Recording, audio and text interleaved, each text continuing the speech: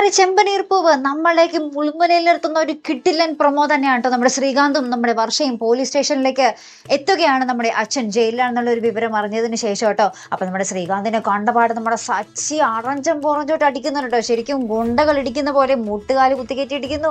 ഭയങ്കര ഇടിയടിക്കുന്നുണ്ട് നമ്മുടെ ശ്രീകാന്തിനെ. അപ്പൊ നമ്മുടെ പോലീസും എല്ലാവരും വന്ന് നമ്മുടെ സച്ചിയെ പിടിച്ചു മാറ്റുകയാണ്. അപ്പൊ നമ്മുടെ സച്ചി ഇങ്ങനെ ഭയങ്കരമായിട്ട് കരഞ്ഞോണ്ട് പറയുന്നുണ്ട്, സാർ ഇവൻ കാരണമല്ലേ എൻ്റെ അച്ഛൻ ഇങ്ങനെ ഒരു ഗതി വന്നത് എന്നൊക്കെ പറഞ്ഞ് ഭയങ്കര കരച്ചിലൊക്കെ കരയുന്നുണ്ട് നമ്മുടെ സച്ചി.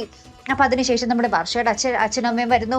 അവര് നമ്മുടെ വർഷയെ പിടിച്ചുകൊണ്ട് പോകാൻ ശ്രമിക്കുന്നു. അപ്പൊ നമ്മുടെ വർഷ കയ്യിൽ നിന്നൊക്കെ വിടിക്കുക, നമ്മുടെ അമ്മയാണെങ്കിൽ പിടിച്ചു വലിക്കുക. അപ്പൊ നമ്മുടെ വർഷ കയ്യിൽ നിന്നൊക്കെ വിടിച്ചിട്ട് പറയുന്നുണ്ട്, ഇവർ ആരുടെയും നിർബന്ധ പ്രകാരമല്ല, ഞാൻ എൻ്റെ സ്വന്തം ഇഷ്ടപ്രകാരം തന്നെയാണ് ശ്രീകാന്തുമായിട്ട് വിവാഹം കഴിച്ചത്. ഞങ്ങൾ തമ്മിൽ ഇഷ്ടത്തിലായിരുന്നു, ഞങ്ങളുടെ വീട്ടുകാരെ സമ്മതിക്കാഞ്ഞതിലാണ് ഞങ്ങൾക്ക് ഇങ്ങനെ ചെയ്യേണ്ടി വന്നത് എന്നൊക്കെ നമ്മുടെ വർഷ പോലീസിന് മൊഴി കൊടുക്കുന്ന ഒരു ദൃശ്യങ്ങൾ തന്നെയാട്ടോ നമുക്ക് ഇന്നത്തെ പ്രൊമോയിൽ കാണുവാൻ സാധിച്ചത്. അപ്പൊ നമ്മുടെ രേവതിക്ക് തൽക്കാലം ഒരു ആശ്വാസമായിട്ടുണ്ട്. പക്ഷേ രേവതിയുടെ ജീവിതം എന്തായാലും കുട്ടിച്ചോറായി. രേവതിയോട് ഒരിക്കലും നമ്മുടെ സച്ചി ക്ഷമിക്കാൻ സാധ്യതയില്ല അല്ലെ. നമ്മുടെ ശ്രീകാന്തിന്റെ അടുത്തും ക്ഷമിക്കില്ല, നമ്മുടെ രേവതിയുടെ അടുത്തും ഇനി ക്ഷമിക്കില്ല നമ്മുടെ സച്ചി. അപ്പൊ ഇനി എന്തൊക്കെയാകും നമ്മുടെ തിരികെ വീട്ടിലേക്ക് പോകുമ്പോൾ, എങ്ങനെയൊക്കെയാകും നമ്മുടെ രേവതിയുടെ വീട്ടിലേക്ക് തന്നെയായിരിക്കും പോകാൻ പോകുന്നത് അല്ലെ. അപ്പൊ ഇനി രവീന്ദ്രൻ നമ്മുടെ രേവതിയുടെ കാര്യത്തിൽ ഇടപെടുമോ, രേവതിയെ തിരികെ വീട്ടിലേക്ക് കൊണ്ടുവരുമോ, നമ്മുടെ ശ്രീകാന്തും വർഷയും എവിടെയായിരിക്കും താമസിക്കുന്നത്, അതൊക്കെ തന്നെയാട്ടോ നമുക്ക് ഇനി ചെമ്പനീർ പൂവിൽ കാണേണ്ട ഒരു കാഴ്ച.